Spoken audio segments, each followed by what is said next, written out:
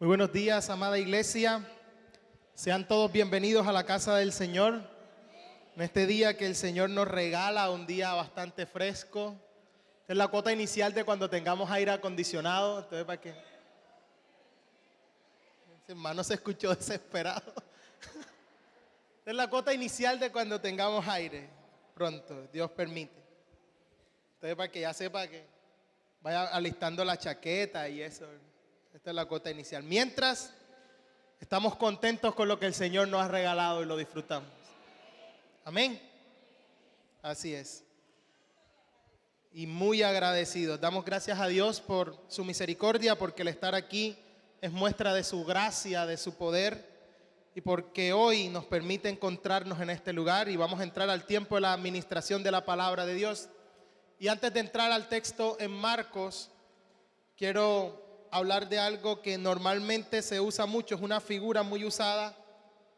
Yo no sé si usted está familiarizado con el tema paradoja. Una paradoja, ¿qué es una paradoja? Una paradoja es un dicho o una expresión o un hecho que parece contrario en la lógica, que cuando uno lo escucha en nuestro pensamiento parece que algo como que choca porque parece contrario. Es una figura de pensamiento que emplea una expresión que aparentemente son contradictorias. Déjeme poner un ejemplo. Recientemente en la compañía en la que yo trabajo hicieron un concurso y el concurso se llamaba perder para ganar. Esa es una expresión que parece estar en contradicción, perder para ganar. ¿Cómo así? El que pierde, pierde y el que gana, gana. Bueno, ¿en qué consistía el concurso perder para ganar? Dicho sea de paso, ese es el título del sermón de hoy. El sermón de hoy se llama Perder para ganar. Era un concurso donde participamos de aquí de la congregación, no voy a decir quién, solo mi persona y alguien que trabaja conmigo, no voy a decir nombre para no comprometer a nadie. Pero era un concurso para perder peso. Y obviamente ganaba el que más peso perdía. Entonces, ¿en qué consistía el concurso? Te pesaban con cuánto entrabas al concurso y luego te iban haciendo seguimiento y al final del tiempo que habían estipulado, quien más hubiese perdido peso se ganaba un premio, era dinero, era un bono grande. Obviamente perdimos, bueno, nosotros entendimos el concurso al revés. No voy a decir quién, o sea, usted lo ve en examen. Lo único es que hay un concurso muy famoso que se llama así, perder para ganar.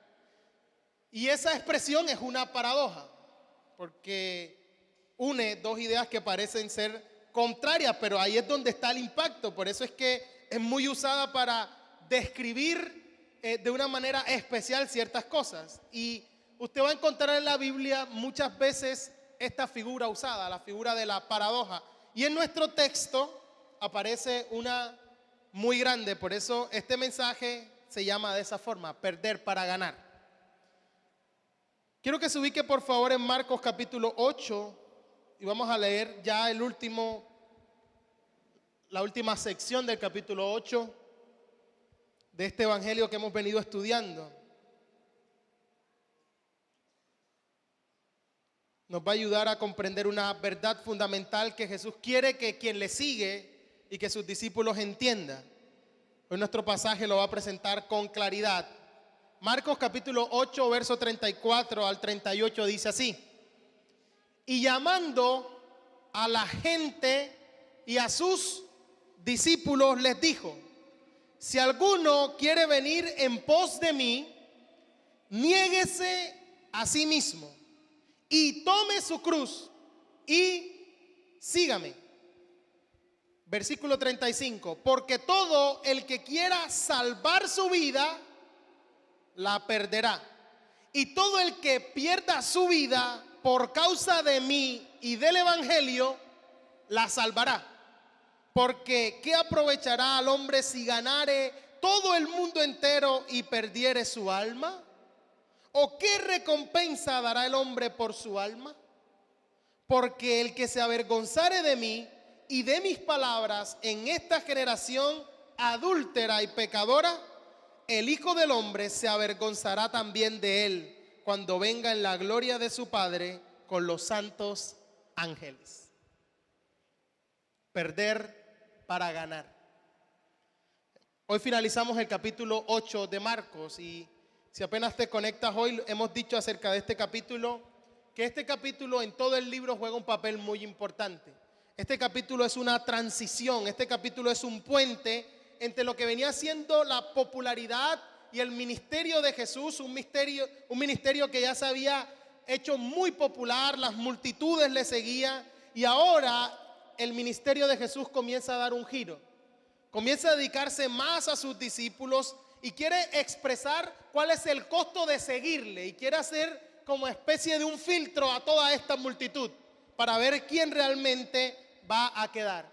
Y para hacerlo, veíamos el domingo pasado, hizo unas preguntas. Preguntó quién decía la gente que era él y salieron todas las opciones. Unos dicen que tú eres Juan el Bautista, unos dicen que tú eres Elías, otros dicen que tú eres alguno de los profetas. Y después, para hacerle ver a sus propios discípulos, le hace la pregunta directa a ellos. ¿Y ustedes quién dicen que yo soy? Pedro, en vocero de todo el grupo, dice: tú eres el Cristo, el Hijo del Dios viviente. Ya la identidad de Jesús está clara para sus discípulos. E inmediatamente que la identidad de Jesús queda clara, Jesús le transmite su misión. Inmediatamente comienza a hablar de su muerte, de que iba a ser necesario que padeciera, de que fuera entregado, que iba a morir y que iba a resucitar. Esto toma por sorpresa a los discípulos. Intenta uno de ellos, el mismo que había hecho la confesión, reconvenirle, decirle: mira, que esto no te pase, que esto no te suceda. Y vimos también el domingo pasado la reprensión que Jesús le hace. Decirle: no estás poniendo la mira en las cosas de Dios, sino en la de los hombres. Tienes tus propios intereses y por eso has prestado tu lengua al enemigo, cuando pones la mirada en el lugar incorrecto. Y decíamos que este es el balance del evangelio. La primera mitad del evangelio de Marcos hasta el capítulo 8 nos va a hablar de la identidad de Jesús. Es el rey. Pero la segunda parte, en esta transición que estamos haciendo, nos va a hablar de su misión. Y su misión lo hemos resumido en la cruz. Este es un rey, pero un rey que vino a servir, un rey que se hace siervo. Un rey que va camino a la cruz a entregar voluntariamente su vida en rescate de todo aquel que le sigue. Este es un rey distinto. Entonces, este capítulo 8 es la bisagra, es la transición. Está justo después de la gran confesión de Pedro, de la identidad de Jesús, después de la declaración de la misión de Jesús que iba a morir y después de reprender severamente a Pedro por poner su mirada en las cosas de la tierra y no en las cosas de Dios. Y este pasaje que acabamos de leer es considerado por los estudiosos la joya de la corona en todo el evangelio de Marcos. Es la cumbre, es el momento donde Jesús mismo evangeliza, donde Jesús presenta e invita a los pecadores ahora a seguirle de verdad y les da enseguida el costo de seguirle. Es decir, después de que Jesús habló de su cruz, ahora va a hablar de la cruz de aquellos que le siguen. Amén. Ya Jesús habló de su cruz, me es necesario. Ahora, después de hablar de su cruz, ahora Jesús va a hablar de la cruz del discípulo. Su cruz, y ahora toca nuestra cruz. Y este pasaje nos demuestra las cualidades y las características del verdadero evangelio. Este pasaje muestra cuál es la verdadera predicación. El evangelio verdadero y genuino no está centrado en el hombre. No está centrado en que el hombre esté cómodo, el hombre esté lo más acomodado posible como abunda hoy en día, ¿cierto? El llamado del cristianismo moderno parece ser a que estar más cómodo, entre más confortable esté. Mira, hacemos una encuesta de satisfacción, a ver si al final te gustó o no te gustó la alabanza, o de pronto no te gustó. Dinos qué coros te gustaría que cantemos para que te sientas más cómodo. No es un evangelio sentado o centrado en el hombre. Es un evangelio que tiene que ver con Él, con una rendición total y absoluta, con rendirnos por completo, con negarnos a nosotros mismos. No está centrado en mí, en mis propios deseos, en mis propios anhelos. El llamado de Jesús es a rendirnos, a entregarnos por completo. No a que estemos cada vez mejor, a que estemos cada vez más cómodos. No. Si hay algo que incomoda es el evangelio.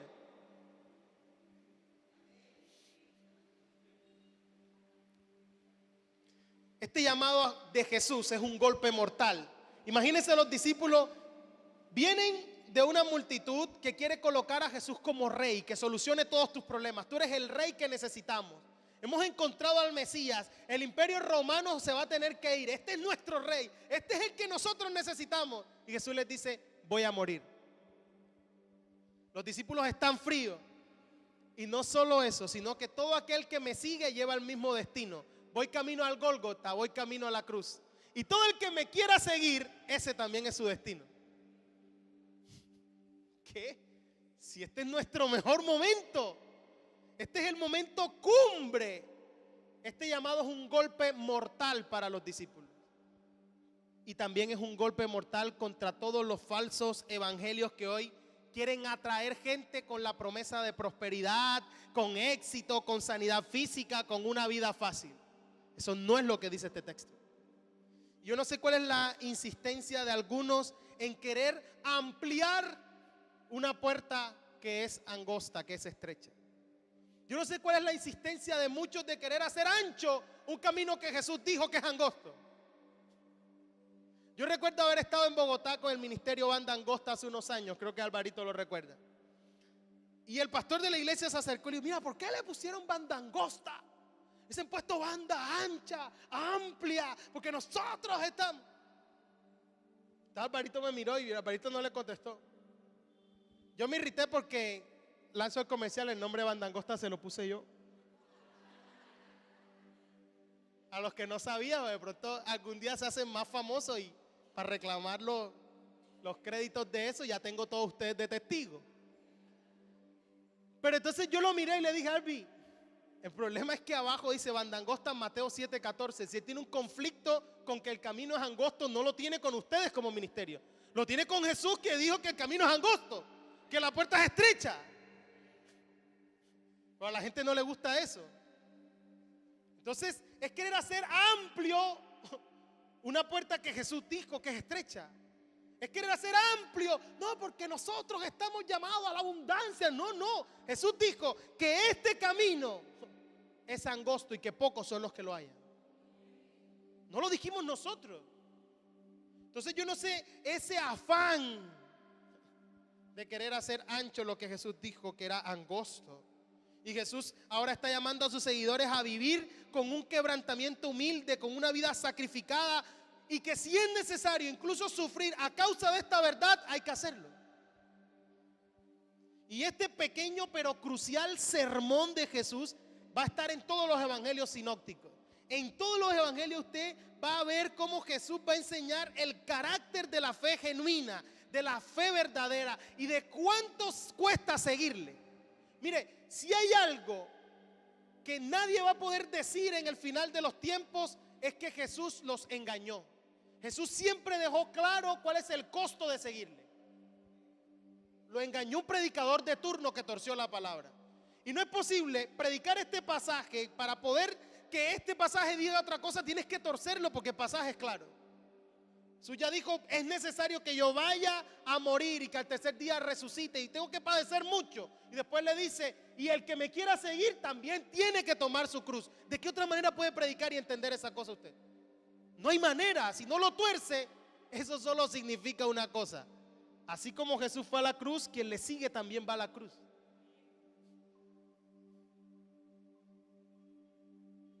Al final de los tiempos todos tendrán claro. Y usted va a encontrar en varias de las enseñanzas de Jesús, le pone hasta ilustraciones y le dice, siéntese, antes de seguirme, siéntate y calcula cuánto cuesta seguirme. Así como quien va a hacer una construcción, antes se sienta y hace presupuesto y todo, así. Así como quien va a la guerra dice, bueno, ¿cuántos tiene ese ejército? ¿Cuántos tiene el mío? Y saca las cuentas y dice, no podemos. Saca tus cuentas porque esto va a costar. En pocas palabras, seguir a Jesús no cuesta nada, lo cuesta todo. Entonces no es que hay varias categorías de cristianos. No es que existe el cristiano medio comprometido y el cristiano muy comprometido. No, porque ese sí es radical. No existen categorías, porque con el Señor es todo o nada. Entonces yo digo, sí. Yo tenía un alumno cuando yo daba clases en los primarios que le decía, ajá, ¿y tu Biblia? No traje la Biblia. Oye, ¿tú no lees la Biblia a la semana? No, yo no la leo. Entonces, oye, ¿tú qué clase de cristiano eres? Yo soy de los cristianos que no lee la Biblia. Enrosquese. Como ese niño hay muchos, no. Yo soy cristiano a mi manera. Yo creo en Dios, pero creo a mi manera. Esa va a ser la frase en el infierno, va a estar hacia arriba. Bienvenidos todos los que lo hicieron a su manera. Pero cuando se trata de lo que Jesús está enseñando, es todo o nada, y es en sus términos, no en los nuestros. Es como Él dice, el carácter de la fe que salva, el costo del discipulado, está claro en este pasaje. Y va a ser una constante en la enseñanza de Jesús a sus discípulos. Y va a ser la forma como ya la multitud se va a comenzar a alejar. Cuando usted lee Lucas, grandes multitudes le seguían. Viene un sermón como este. Enseguida, para filtrar quién es quién. Entonces, Jesús se está presentando como un rey, pero un rey que vino a morir en una cruz. Su camino es la cruz y quienes le siguen llevan el mismo destino. Esta es una invitación a ir con Él a la cruz. Porque si somos uno con Él en la cruz, en su muerte, seremos uno con Él en su resurrección. Jesús no estaba predicando un mensaje de creer fácil. No, mira, ahí tú vas ahí como más o menos, no. Está llamando una entrega total y absoluta en rendición a Él. A comprometerse sin reserva alguna. Esto va a costar todo. Este es el costo del verdadero discipulado. Y este costo del verdadero discipulado, para entender lo que este pasaje nos dice, quiero dividirlo en 3 secciones. En primer lugar, Jesús presenta el principio en el versículo 34 del verdadero discipulado. ¿Cuál es el principio, el eje? Luego usa la figura de una paradoja en el verso 35 al 37. Y luego presenta cuál es la pena por no ser verdaderamente un discípulo. Eso es lo que está en el verso 38. Entonces tenemos principio en el verso 34, paradoja en el 35 al 37 y la pena en el verso 38. Así que veamos en detalle cada uno de estos aspectos. Versículo 34, el principio. ¿Cuál es el principio que rige el verdadero discipulado? El principio del verdadero discípulo. Dice el verso 34, y llamando a la gente y a sus discípulos les dijo, si alguno quiere venir en pos de mí, niéguese a sí mismo y tome su cruz y sígame. Este pequeño versículo dice muchísimo. Y no perdamos de vista el contexto en el cual Jesús lo está diciendo, ¿cierto? Los apóstoles vienen de un momento de profunda emoción. Hemos encontrado al Mesías, hemos encontrado al Cristo, el ungido. Y enseguida hay un bajón. Sí, pero voy a morir, voy a padecer. De una profunda revelación divina de la identidad de Jesús a la noticia de que iba a sufrir, iba a padecer e iba a morir.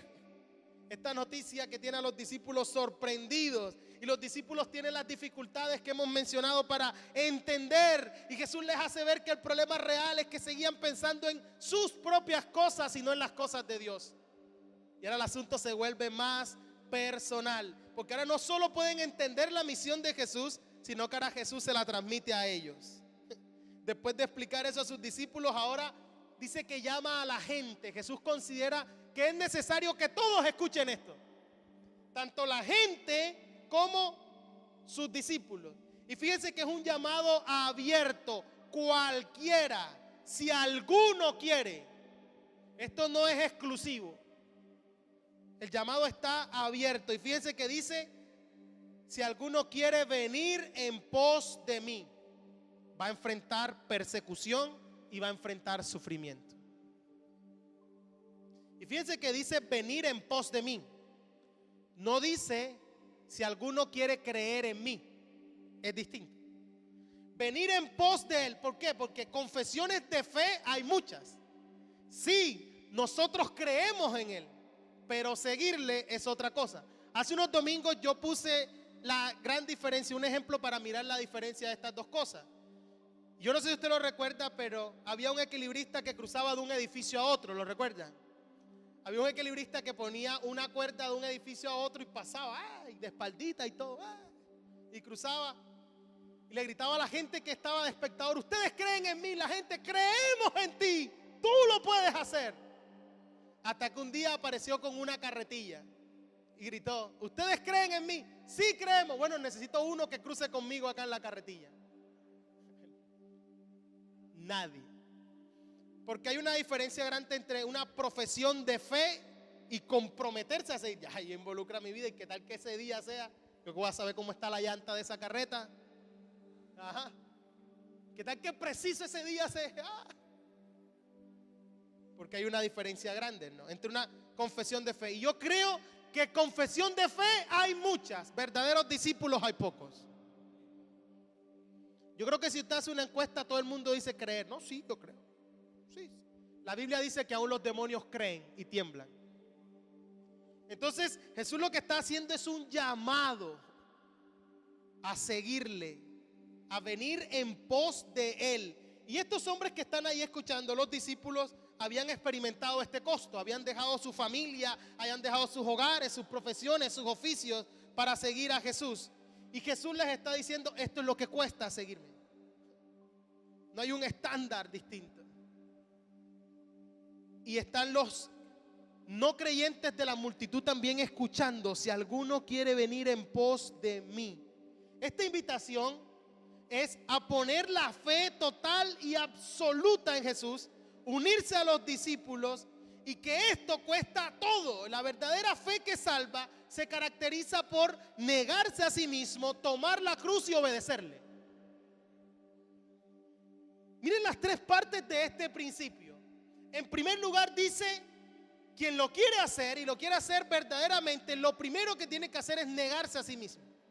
Niéguese a sí mismo. El verbo que aparece allí, negarse, no tener relación alguna con, romper relaciones con. ¿Con quién debemos romper relación inmediatamente para seguir a Jesús? Conmigo mismo. El Señor nos está librando de nosotros mismos, de nuestro real y verdadero enemigo, nosotros mismos.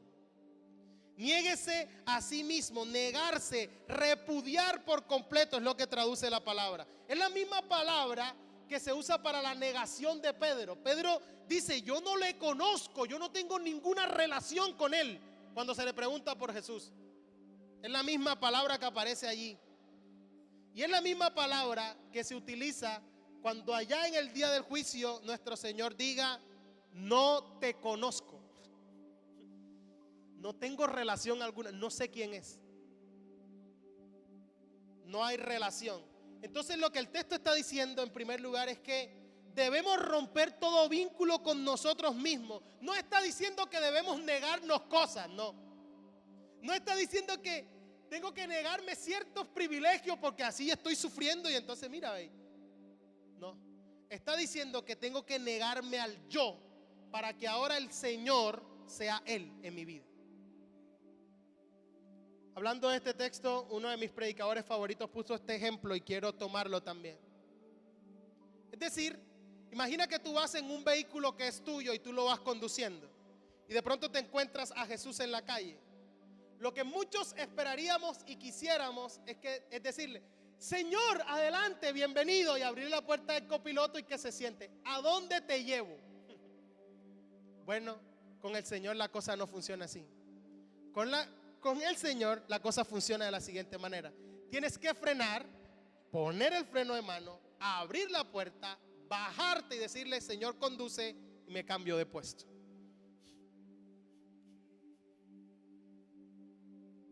Oh, mi carro no se lo prestó a nadie, porque imagínate, un ejemplo.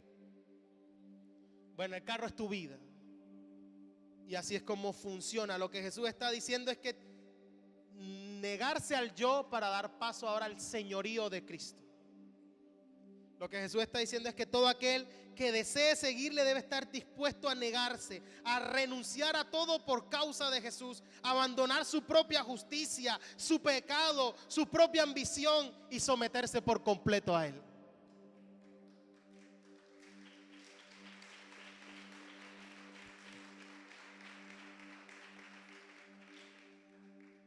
Muchos de los que estaban ahí venían de escuchar a los fariseos. Bueno, esta era una invitación a abandonar su falsa idea de ellos mismos por sus propios méritos querer salvarse. No, no puedes hacerlo por tu propio esfuerzo. No. Es una invitación a abandonar esa fachada para que la gente vea que yo sí soy buena gente. Es una invitación a abandonar la hipocresía, porque queremos mantener un buen nombre, ¿cierto? Y ahora Jesús está extendiendo esta gracia para el pecador que es capaz de negarse a sí mismo. Porque cuando un pecador se niega a sí mismo, cuando abandona la autosuficiencia, cuando abandona la confianza en sí mismo, esa frase de yo creo al Señor a mi manera, es decir, yo tengo una mejor manera que la de Él. ¿Sí o no? Es abandonar la confianza en sí mismo. Y únicamente el poder y la misericordia de Cristo es nuestro vehículo para ser salvos. Cuando ponemos la confianza en Él. Negarse a sí mismo también es un llamado al arrepentimiento. Es un llamado a decir, mira, yo he vivido de una manera, pero ahora entiendo la realidad de lo que estoy haciendo. Está equivocado, está errado. Doy un giro, cambio mi mente. Y ahora esta ambición egoísta del ser humano es transformada. Quien quiere seguir a Cristo debe hacerlo en los términos de Él, no en propios términos. Y este cambio de mente es lo único que lo hace posible. Esta es una invitación para sentarte y hablar contigo. Dice, mí mismo, vamos a hablar, vamos a tener una conversación tú y yo. Mí mismo, hasta aquí llegó lo nuestro. No eres tú, soy yo. Así se termina. Todo lo que solías amar, todo lo que solías pensar que estaba bien, toda la falsedad de tu vida queda a un lado. Todo aquello que tú, con lo que te solías asociar, con lo que solías amar, ahora debes rechazarlo y reemplazarlo por amor a Cristo. Eso es lo que el texto está diciendo. Seguir a Cristo no es solo aceptarlo como Salvador, sino someterse con todo el corazón a Él como Señor. De ahora en adelante eres tú quien determina cómo vivo yo, no mi propio pensamiento, no en mis propias opiniones, no en mi propio parecer. Así que de esta manera es como un esclavo del pecado ahora se convierte en un esclavo de justicia o de la justicia por amor. Se cuenta que en la guerra civil de los Estados Unidos también y tiempo después, hasta cuando existía la esclavitud, una vez alguien llegó a un puerto de esclavos y había una subasta por una muchacha esclava y habían dos hombres disputándose porque se querían llevar a esa muchacha como esclava porque también tenían otros intereses con la muchacha. Y esta persona llegó y entró en la subasta y pagó un precio altísimo hasta que consiguió llevársela a una tercera persona. Cuando la esclava estaba frente a la persona que la había comprado, enseguida lo escupió en la cara. Esta persona se limpió la cara, le soltó las cadenas y les dijo, a partir de este momento eres libre. Haz con tu vida lo que has deseado hacer. Y cuenta la historia que esta esclava le dijo, ¿cómo te llamas, Señor? Porque ahora en adelante yo quiero ser tu sierva donde tú estés. Una sierva y una esclava por amor de aquel que nos libró. Esta historia nos ilustra un poco lo que el texto está diciendo. Así, negándonos a nosotros mismos, somos capaces de pasar de una vida centrada en mi propio yo. Y ahora, en vez de ser esclavos del pecado, somos esclavos de la justicia por amor de aquel que nos compró y nos salvó. Ya nos impulsan y nos dominan los deseos, los propósitos y la voluntad de nuestro Señor. Ahora su palabra se convierte en nuestro norte. Ahora solo vivimos para su gloria. Ya no vivimos para nosotros mismos. Ya no vivo yo. Ahora vive Cristo en mí, decía el apóstol Pablo. Porque con Él, con Cristo estoy juntamente crucificado. Ya no vivo yo, mas vive Cristo en mí. Y lo que ahora vivo en la carne, lo vivo en la fe del Hijo de Dios, el cual me amó y se entregó a sí mismo por mí. Ya no vivo yo. No, pero es que tú eras malo. No, ya yo no soy ese. Es que tú hiciste y deshiciste, sí. Pero Él me rescató. Y ahora con Él estoy juntamente crucificado. Y ya no vivo yo. Ahora vive Cristo en mí. La segunda parte de este principio después de negarnos a nosotros mismos, tiene que ver con tomar su cruz. Toma su cruz y tome su cruz. Y aquel que quiere seguirle debe tomar su cruz. Y lo primero que debemos decir es que para esta audiencia el mensaje de lo que significaba la cruz era contundente. No es como hoy en día que hasta de adorno las usamos, no. Esta gente entendía lo que la cruz significaba.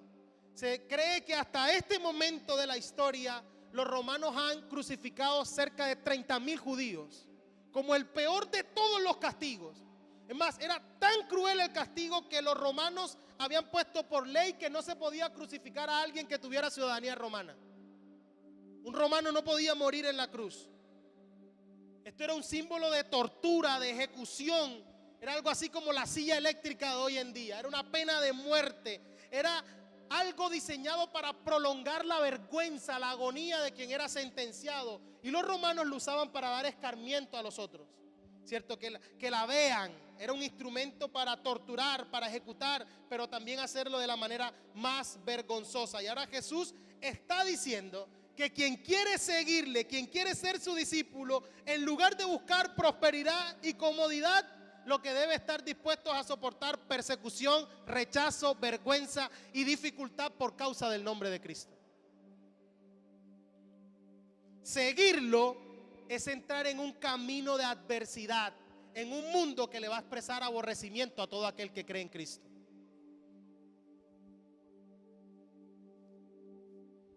Este es el único camino posible. En un mundo caído y perdido como el que enfrentamos, todo aquel que quiere seguirle va a enfrentar esto. En un mundo que aborrece a quienes pertenecen a Cristo, cada creyente va a sufrir en cierto grado un rechazo y un desprecio a causa de él. ¿Cierto que sí? Por tomar la cruz, esta metáfora que Jesús está usando apunta a que tú debes estar dispuesto a pagar cualquier precio, el que sea necesario, a cambio del don maravilloso de la vida eterna. Es mirarlo de tal forma que cualquier cosa comparada con Cristo te parezca nada. Tú pones en una balanza, tú dices, mira, esto es lo que Él ofrece, Él es la vida, Él es el Señor de mi vida. Cualquier cosa comparada con Él es nada, por lo cual vale la pena cualquier sacrificio con tal de tenerlo a Él.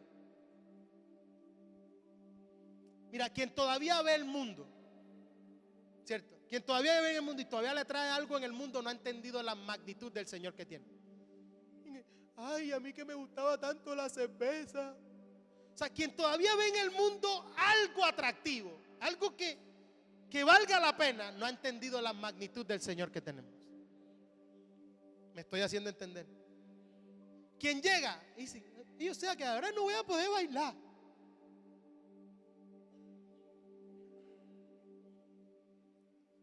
Es mirarlo de tal forma que cualquier cosa comparada con Él es nada. Quien todavía ve algo atractivo no lo ha hecho. Quien profesa a Cristo pero no está dispuesto a sufrir por su nombre, el Señor se refiere a ellos en la parábola del sembrador, que son como piedras. Usted ha leído en la parábola del sembrador. Va a pedirle a Ronnie, ahí mismo en Marcos, en el capítulo 4, verso 16.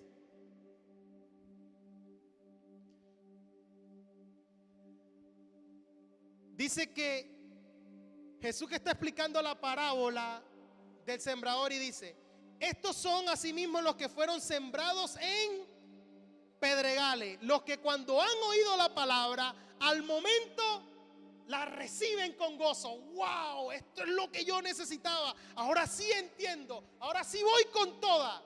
Voy a entregar mi vida a Cristo. Versículo 17. Pero no tienen raíz en sí, sino que son de corta duración, porque cuando viene la tribulación o la persecución por causa de la palabra, luego tropiezan. Va más o menos así. Esto es, aleluya, entendí el mensaje. Pone un pie en su casa y está, ahora sí te perdimos, lindo evangélico. Entonces empieza, oh, yo estoy yendo, pero no es que me gusta, pero ahí. más o menos, o sea, no me voy a bautizar, ni lo pienses. Ahí me gusta, el pastor es chévere. Y voy, me siento, escucho y ya. Pero no me llames así. ¿Cierto? Pero está con gozo. Bueno, apenas empieza la persecución a causa de esta palabra. O sea que ahora vas a seguir al tal Jesús. O sea que ya y empieza la amiga a llamar. No vas a ir, no, te perdimos. Yo sabía que te metiste a loco y ahora sí. ¿Le ha pasado a alguno? Dice así. ¿Te lavaron el cerebro? Sí. Y todo el corazón, porque bien negro lo tenía. Chao.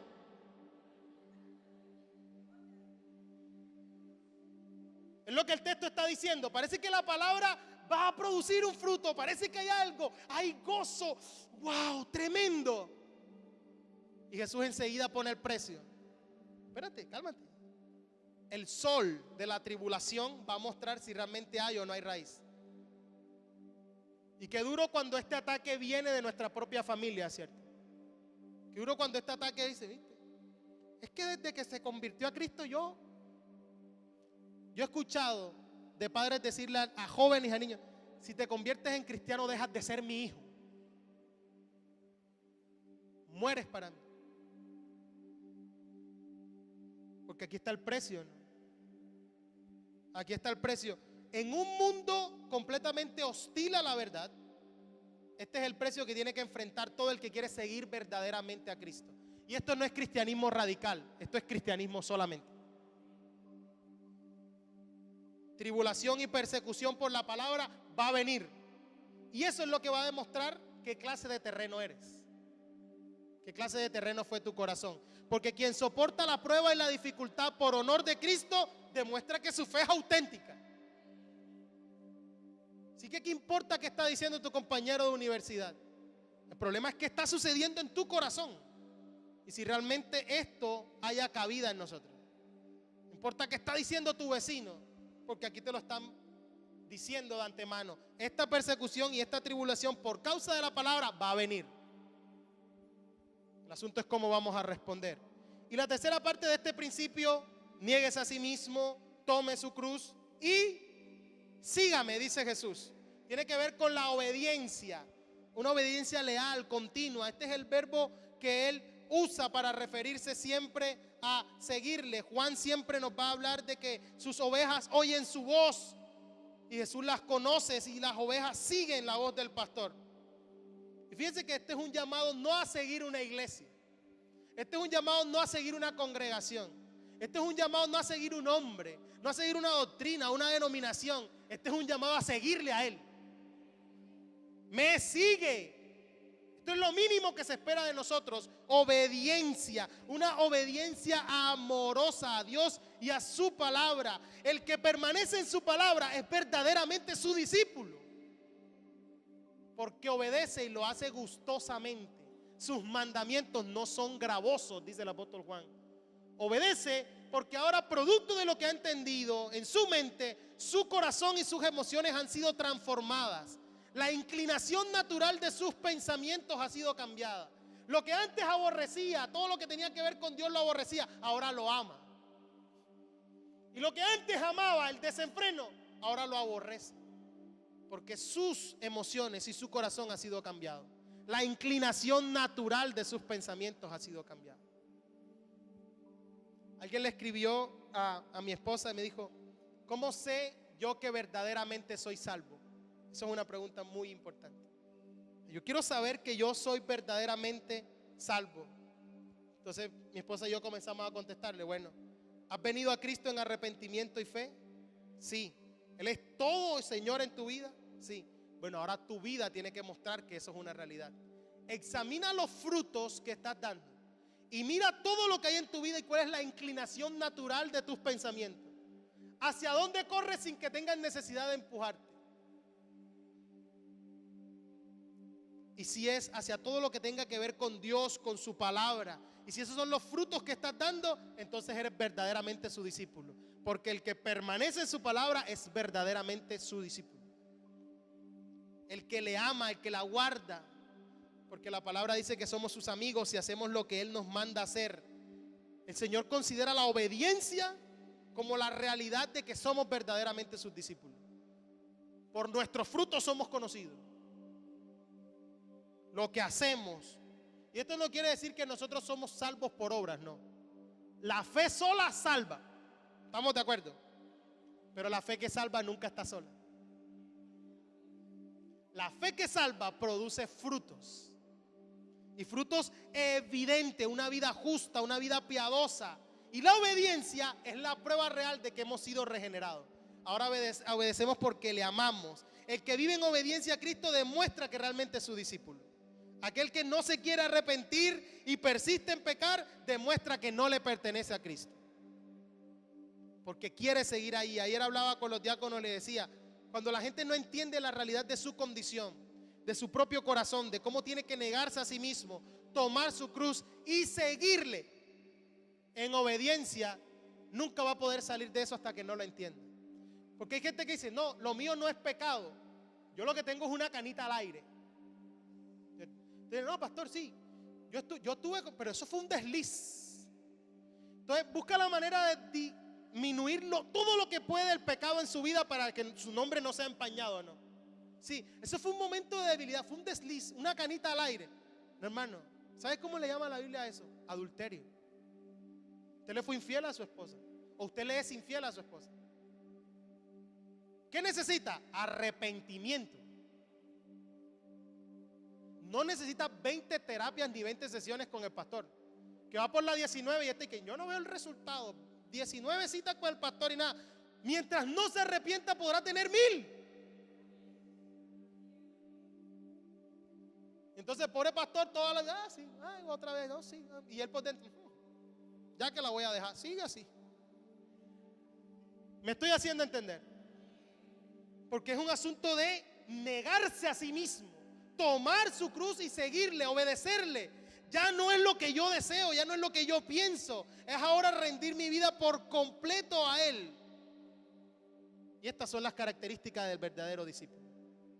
Este es un llamado a dar un giro trascendental. Estas son las características de la fe genuina, del nuevo nacimiento, de haber sido transformado, de tener un corazón nuevo, de que por amor nos negamos a nosotros mismos, a nuestros propios deseos, de que somos capaces de soportar cualquier cosa. Pero no me avergüenzo del evangelio porque es poder de Dios para salvación.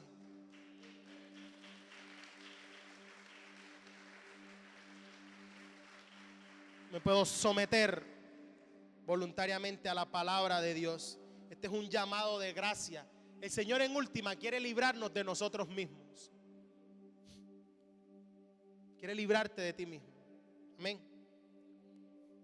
Bueno, segundo punto. La paradoja. Versículos 35 y 37. Porque todo el que quiera salvar su vida, la perderá. Y todo el que pierda su vida por causa de mí y del evangelio, la salvará. Porque ¿qué aprovechará al hombre si ganare todo el mundo y perdiere su alma? ¿O qué recompensa dará al hombre por su alma? Todos estos versículos en el original empiezan porque. Dan la razón por la cual es necesario seguir el principio. Las razones por las cuales debemos negarnos a nosotros mismos, tomar nuestra cruz y seguirle. Y Jesús va a dar estas razones por las cuales debemos seguir este principio en forma de paradoja. Y hemos dicho que una paradoja es ese dicho que parece contradictorio, ¿cierto? El Señor ahora expone la naturaleza del verdadero discipulado. Y aquí es donde aparece el perder para ganar. Todo aquel que quiera ganar o salvar su vida, ¿qué le va a pasar? La pierde, la va a perder. Y todo aquel que la pierda, no por cualquier cosa, ¿por causa de quién? De Él y del evangelio, la salvará. Es decir, el que no está dispuesto a rendir su vida a Cristo, se aferra a su propio pecado, a su propia ambición egoísta, está diciendo, no, yo quiero vivir la vida a mi manera, yo puedo hacerlo, ya yo estoy grandecito, y quiere vivir de esa forma, aferrado a él. Además, yo me la estoy gozando. Si hay alguien que se está gozando esta vida, soy yo, mírame cómo estoy. ¿He escuchado gente así? Y se monta en la mesa de la discoteca y todo y grita, esto sí es vida. ¿Los ha visto?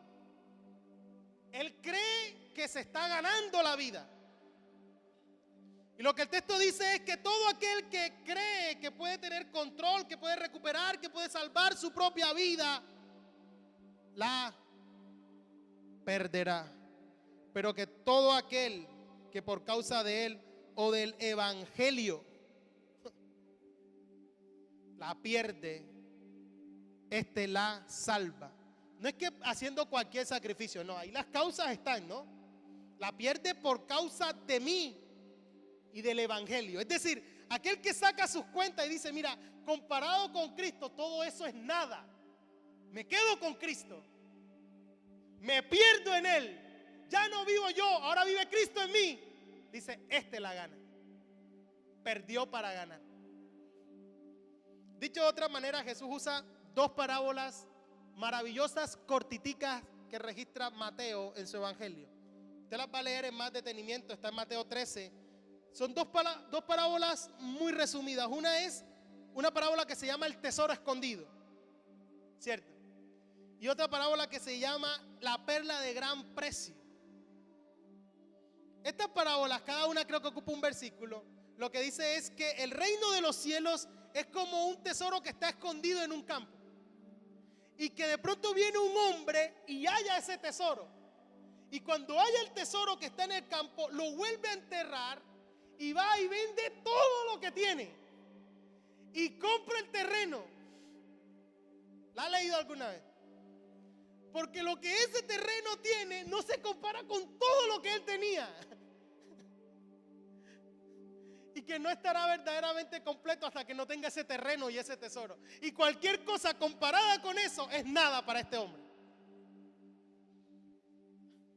Y la otra parábola dice que el reino de los cielos es como un mercader que está buscando perlas preciosas. Y que de pronto va buscando buenas perlas y de pronto haya una.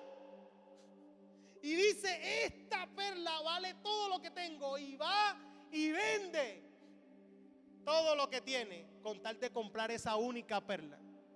Porque todas sus otras cosas y todo lo que tenía comparada con esa perla es nada.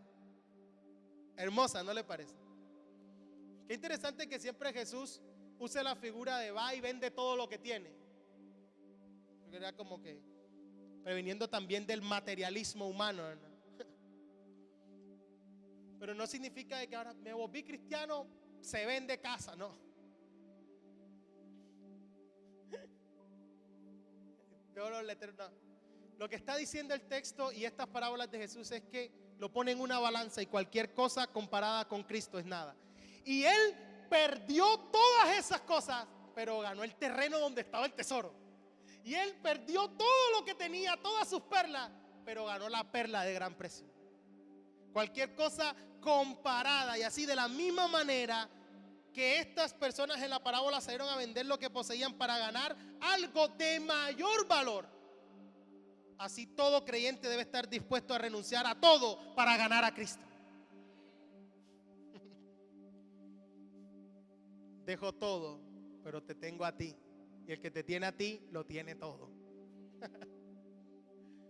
El apóstol Pablo lo pone de otra manera. Y esto sí lo voy a leer textualmente.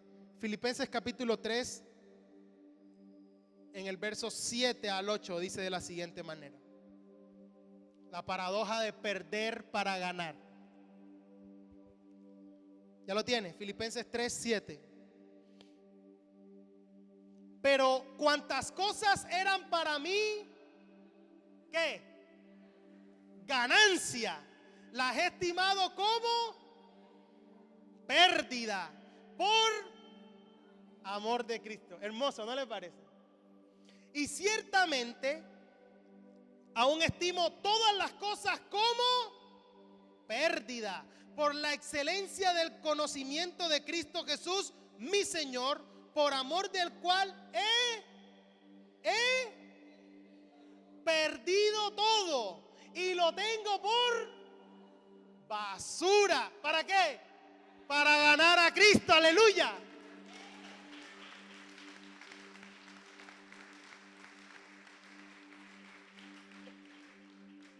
3 veces pérdida.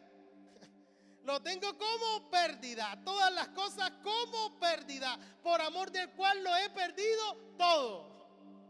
Para mí eran ganancia. Pero ahora son basura. Le decía a los jóvenes una vez, el original dice estiércol. Lo que sucede es que la Reina Valera no los quiso suavizar. Yo comparo todo. La lista está antes.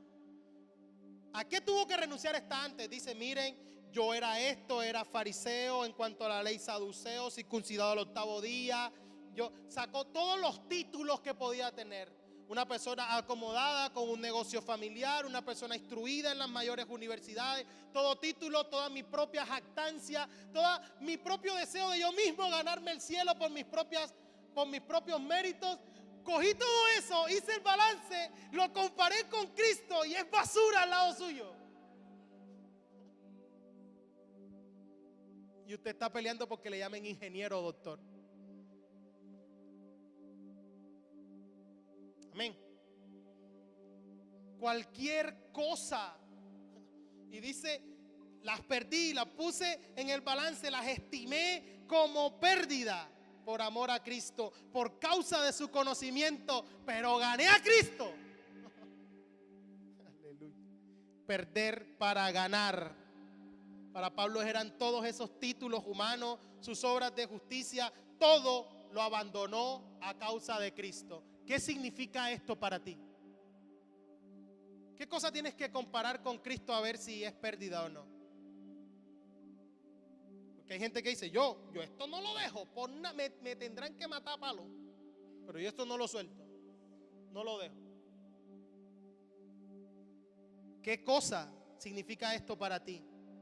Y por eso Jesús continúa haciendo preguntas ahí retóricas, ¿cierto? ¿De qué le sirve? ¿De qué aprovechará el hombre? Imaginen que un hombre sea capaz de ganar todo el mundo, pero pierde su alma. Hizo un buen negocio. Sí.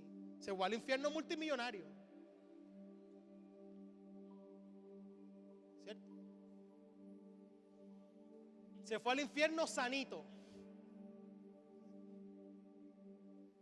Se fue al infierno fitness. Comía pura comida orgánica, puro jugo natural y puro gimnasio. Bien fortachoncito, pero se fue a la condenación. ¿Qué negocio es ese? Hay una parábola de Jesús también para esto, ¿no? El rico insensato en Lucas 12. Ya hizo toda la fortuna, edificó una torre, dice, ay, descansa, mi alma está tranquila. Y dice, necio, y si hoy vienen a quitarte tu alma, ¿qué? Todo eso, otro se lo queda, pero ¿y tu alma qué? Y cada quien tiene que hacer una revisión de su vida con relación a esto. ¿Qué recompensa va a ganar si eres capaz de, qué aprovechará el hombre si gana todo el mundo, pero pierde su alma? Y después dice, ¿y qué va a pagar un hombre por su alma? ¿Qué vas a poder pagar ya después de? Nada. ¿De qué le sirve obtener riqueza, respeto, honor en esta vida, pero vivir una eternidad separado de Cristo? No es negocio. Todo lo que el mundo ofrece es pasajero. Y todo lo que el mundo ofrece se va a acabar. Así que tienes que aferrarte a algo que permanezca para siempre. Y nuestro tesoro está en el cielo, no en la tierra. Hay gente que quiere ganar el mundo entero, pero haciéndolo le tiene que rechazar a Cristo. Y hacer esto es perder. Pero todo el que pierde y renuncia al mundo por aceptar y seguir a Cristo es quien ganará eternamente.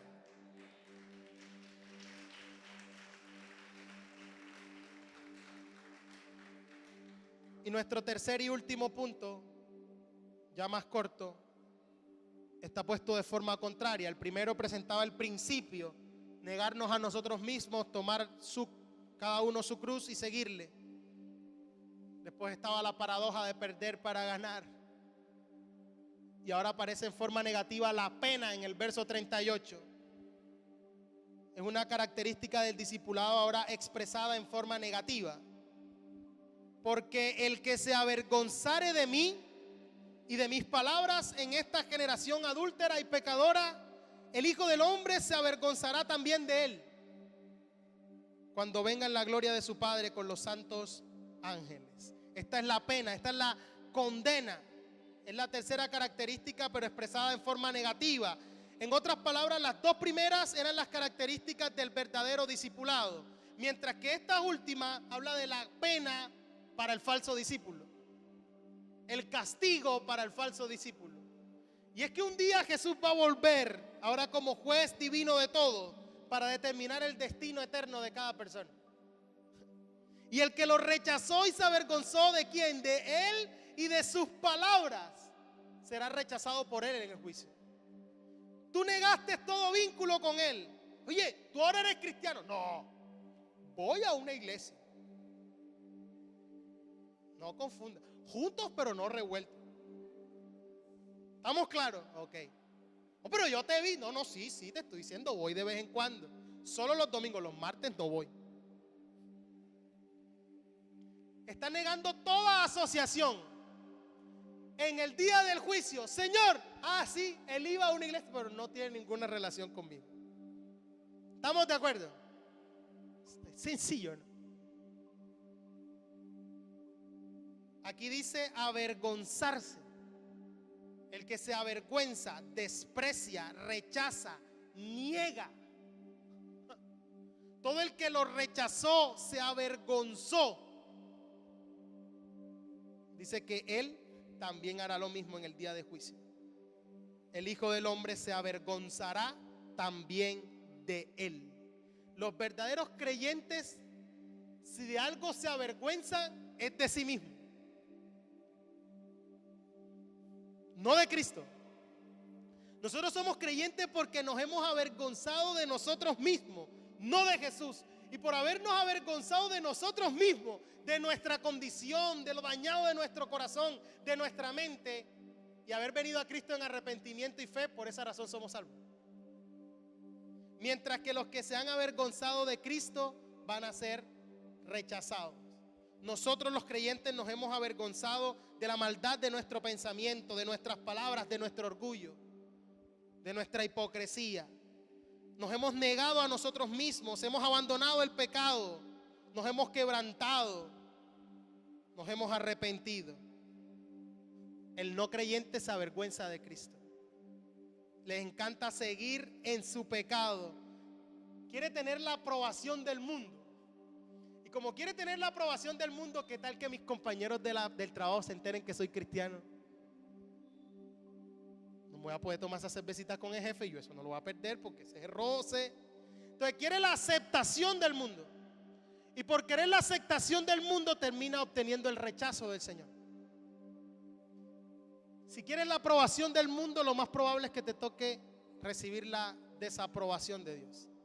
Y si quieres la aprobación de Dios, lo más probable es que te toque ser rechazado por el mundo. Mientras todo aquel está dispuesto a soportar a causa de Cristo y de su evangelio, aquí está diciendo, ¿cierto? En una generación adúltera y pecadora. Yo no sé si usted ha escuchado alguna vez gente que dice, no, yo no necesito a Cristo para ser una buena persona. Yo no necesito ir, ve tú. Yo puedo seguir una buena persona sin necesidad de ir a la iglesia. Todo el que no ve la necesidad del evangelio, el que cree por mérito propio que puede conseguir algo, que este mensaje de la cruz le parece ofensivo, ridículo. Tú estás loco, o sea, como después de viejo y con todo lo malo que fuiste, ahora es cristiano, oye. Que le parece ridículo, será rechazado. Jesús llama a esta generación una generación adúltera y pecadora, tal cual como hoy en día.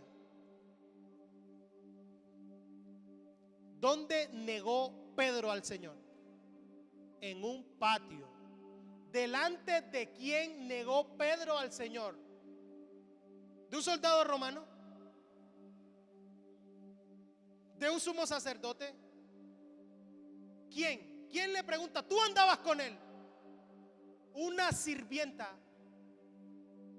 No era un peligro para él. No era que corría peligro, no.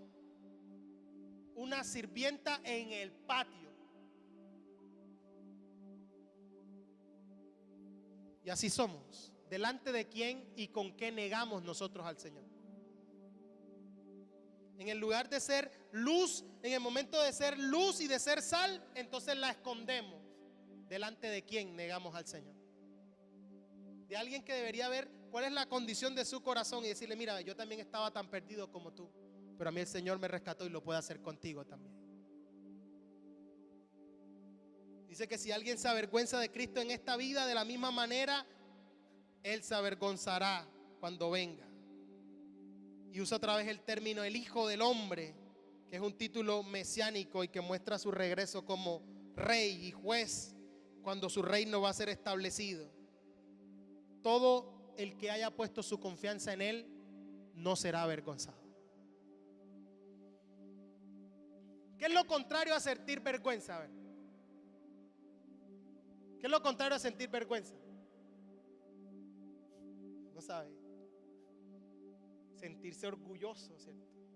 Cuando usted se siente orgulloso, cuando usted no niega la relación. Todos tenemos un familiar que quisiéramos negar, ¿cierto? Sí. Yo tengo un familiar que tiene unas ideas políticas y no, quisiera negarlo, pero lo contrario a sentir vergüenza es sentirse orgulloso, no negar la relación. Oye, ¿ese es tío tuyo? Sí, ese es tío mío. Ese es mi tío. No parece. Esta es la manera elegante de decirte, seguramente. Es sentir orgullo, no negar relación, admirarlo, mostrarlo en público, identificarse con Él. Esto es lo que debemos sentir por Jesús. Me siento orgulloso, no me avergüenzo del Evangelio, no voy a negar mi relación con Él, lo admiro, lo muestro en público, me identifico con Él. Él es mi Señor. Es abandonar mi propia vida en Él para ganarla. Esa es la invitación del texto. Decir que no puedo hacer nada por mis propios medios. El Señor va a seguir trabajando en nosotros. Él no se cansa de moldearnos, hermano. Y para eso estamos aquí. ¿Sabe? Muchos de los que fueron sanados milagrosamente, muchos de los que escucharon a Jesús después de la cruz se avergonzaron de Jesús. Muchos de sus discípulos ahí pegaditos después de la cruz se avergüenzan de Jesús. Pero nosotros no vamos a retroceder, amén. Porque la cruz de Cristo compró nuestra salvación, pero nuestra cruz evidencia que nosotros somos salvos. Así que no se trata de nosotros, de nuestros sueños, de nuestros anhelos, de lo que nosotros, se trata de Él, se trata de su reino, se trata de su gloria. Para eso vivimos, para mostrar con nuestra vida su gloria. No gira en torno a nuestra vida, gira en torno a Él. ¿Cómo te ves a ti mismo? Te invito a cerrar por un momento tus ojos. Y si has estado girando sobre tus propios deseos, sobre tus propias opiniones, sobre qué gira tu vida, cuál es el centro, cuál es el eje de tu vida, en mirar qué cosas tienes que lograr, qué tienes que hacer, cómo te tienen que ver, qué imagen proyectar. ¿Cómo has pretendido ganar tu vida? ¿Cómo has pretendido tú mismo disfrutar tu vida? ¿En qué cosas crees que estás disfrutando tu vida cuando en realidad la estás perdiendo? ¿Qué cosas tienes por ganancia que hoy tengas que comparar con Cristo y hallar que son nada comparado con Él? ¿Qué cosas tienes que perder con tal de ganarlo a Él? Para algunos este perder significa relaciones indebidas, perder amistades, perder contactos que no deberían estar enviándote lo que te envían a través de las redes sociales. Para algunos este perder significa emociones propias, pero emociones indebidas. Una pasión juvenil desenfrenada.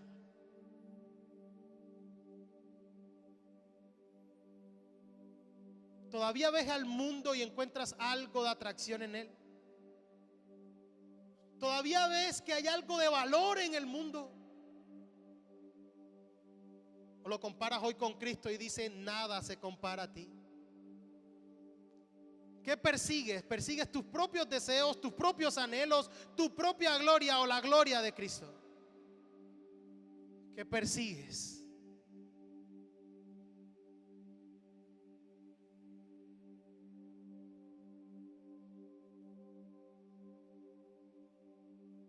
Esta es una mañana en la cual esta puede ser una realidad y podemos convertirnos en verdaderamente sus discípulos. Esta es una realidad en esta mañana en la cual podemos venir delante de Él y decirle: Señor, he entendido el costo de seguirte. Tengo que negarme a mí mismo. Tengo que tomar mi cruz y debo seguirte en obediencia. Y para mí eso significa que tengo que dejar esto. Para mí esto significa que tengo que alejarme de esto. Para mí esto significa que tengo que dejar este vicio, esta adicción, este hábito. Para mí esto significa que tengo que cortar esta relación. Para mí esto significa que debo alejarme de esta persona. Para mí esto significa, Señor, que tengo que dejar de perseguir mi propia vanagloria, aquello que perece, para ahora venir a tu cruz. Y en el espacio entre tu cuerpo y ese madero estar yo también. Señor, he pretendido vivir la vida a mi manera. He pretendido pensar que no te necesito. He pretendido pensar que en mis propias fuerzas, que con mis propias habilidades puedo hacerlo. He pretendido, Señor, hacer las cosas como me parecen y ser el conductor de mi propio vehículo. Hoy desciendo de él y te digo: toma tú el control. No solo como el salvador de mi vida, sino como el Señor absoluto de mi corazón. Hoy soy esclavo por amor a ti.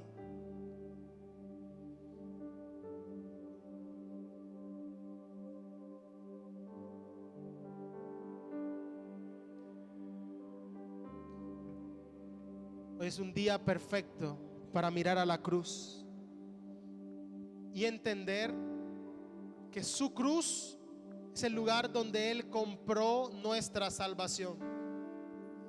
Nuestra cruz es la manera como le decimos al mundo que hemos muerto al pecado para resucitar con Él. Y todo aquel que lo haya olvidado, hoy es un buen momento para volver a la cruz, para volver al madero, para volver al lugar donde fuimos reconciliados con Él,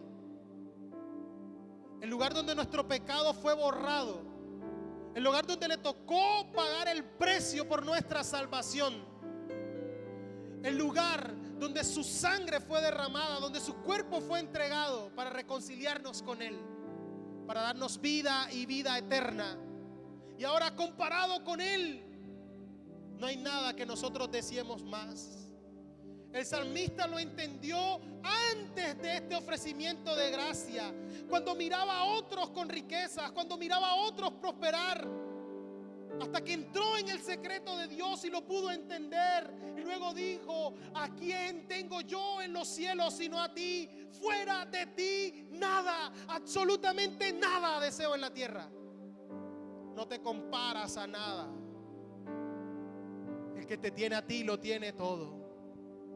El que está en Cristo no le falta nada. Basta de mirar al mundo como si te faltara algo. El mundo no tiene nada que te pertenezca. El mundo no tiene nada que te pueda llenar. Todo lo que tu alma necesita está en Cristo. Él es la plenitud de Dios. El que lo tiene a Él no le hace falta nada. En el nombre de Jesús.